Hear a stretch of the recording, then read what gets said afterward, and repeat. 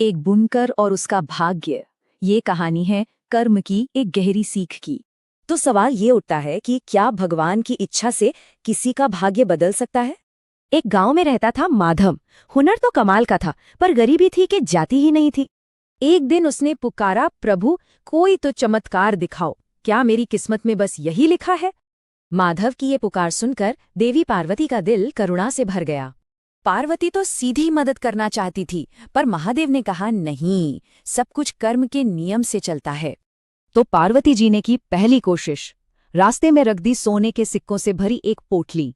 पर हुआ ये कि माधव ने आंखें बंद की और सीधा उस पोटली के ऊपर से निकल गया, पता ही नहीं चला। अब आई दूसरी कोशिश की बारी। इस बार थी एक अकेली बेशकीमती सोने की मोहर। पर किस्मत देखिए, एक बंदर मोहर उठाकर पानी में फेंक गया।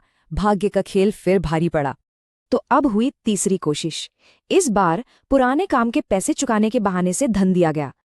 माधव खुशी खुशी पैसे घर लाया और उसी रात चोर सब कुछ चुरा कर ले गए।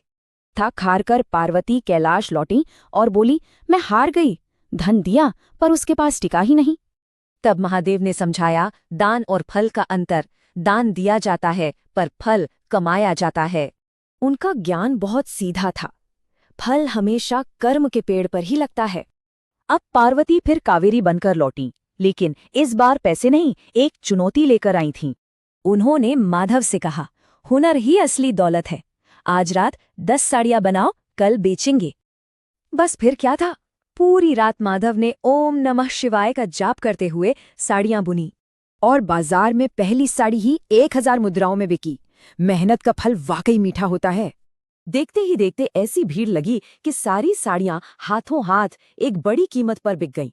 तो असली दौलत वो नहीं जो मिले, बल्कि वो है जो अपने हुनर और मेहनत से कमाई जाए। अब माधव को समझ आ चुका था, कर्म ही पूजा है और मेहनत से ही भाग्य बनता है। तो आखिर भाग्य का असली निर्माता कौन है? ये सवाल सोचने पर मजबूर करता है ना?